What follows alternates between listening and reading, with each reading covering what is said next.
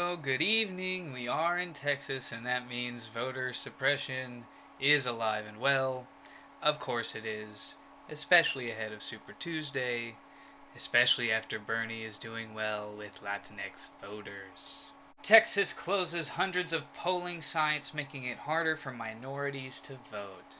In 2012, there was one polling place for every 4,000 residents. By 2018, that figure had dropped to one polling place per 7,700 residents.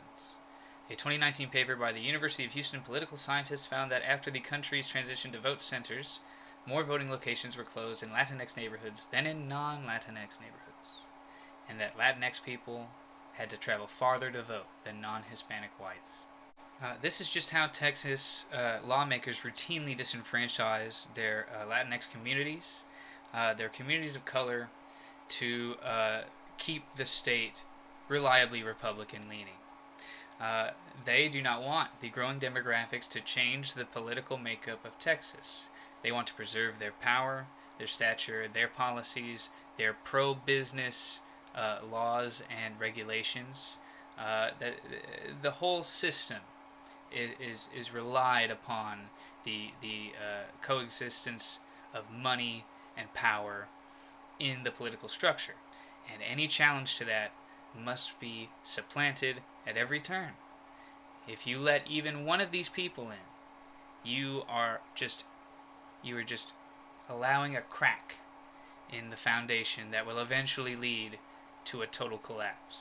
Texas is in play now to Democrats, not just because Beto did a historic run in 2018 for the Senate. There are so many people in Texas who, if they actually voted, if most of this state voted, it would be Democrat, likely. It would definitely be more lean Democrat. The problem is that the reliable voters in this state are Republicans, and Republican lawmakers in the state are terrified of the growing demographics, especially of Latinos.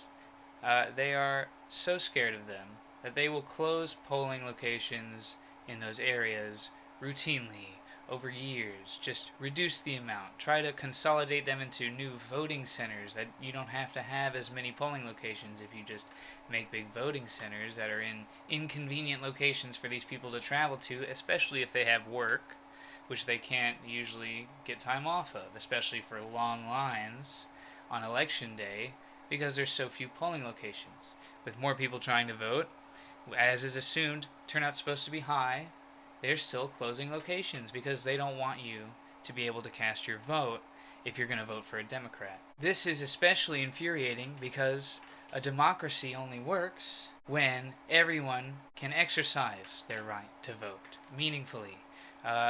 This having to fight to get to your polling location, travel long distances, wait in lines, a lot of them aren't accessible for people with disabilities. Apparently, voting centers, you don't have to comply with that shit for some reason. These kind of voter suppression efforts should be illegal.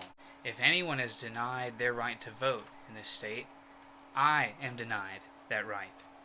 Because if they can take it from them, they can take it from you, they can take it from all of us eventually.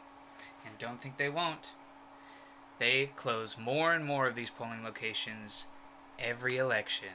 And there's more and more discrepancies, errors, and interference from foreign or otherwise. Technological interference, perhaps?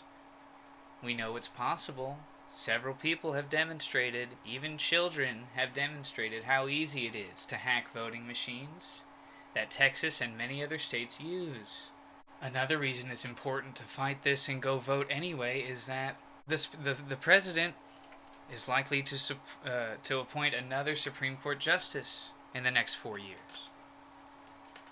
The Supreme Court, a few years ago, during Obama's administration, gutted the Voting Rights Act, which is in large part what has made way for these changes to our democracy, inhibiting, infringing on our freedom to vote.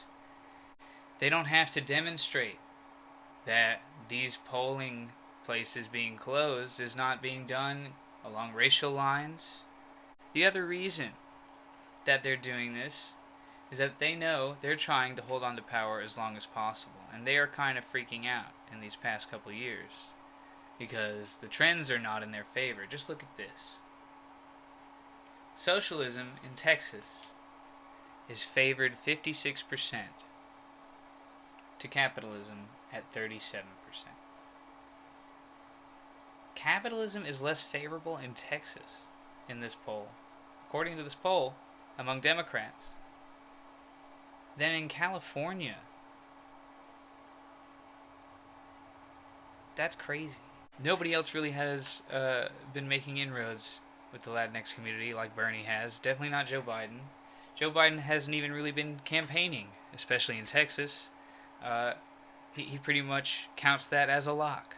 And that's why Bernie's knocking on his fucking doorstep, because Bernie's actually gaining some ground down here.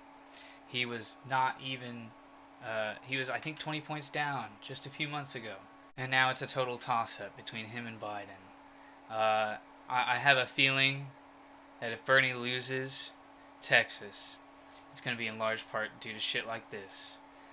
Just voter suppression efforts. Even though turnout is abysmal, once again, turnout in Texas is fucking terrible. Let's look at this shit. You look at the presidential years, right? 2016, 60%. Highest turnout since 2008. Obama, 62%. Barely half of people in most presidential elections are voting. We barely got to 50% in 2018 on the off year. Half the state voting. Just half. And that was in a high turnout year. 36% in 2014. 36%? 36%. That's unfucking real. That is how much your vote counts in Texas if you can get to a fucking polling location. Because only 36% of the people are voting, and most of them are fucking Republicans. If you like this video, please give me a thumbs up. Leave me a comment.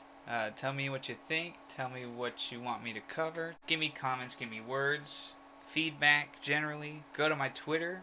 I will say and retweet things if you liked what I said, or if you didn't like what I said, leave me a comment. I'm just doing this for you guys. And me. And me. For everyone. For us all. Solidarity. And all that.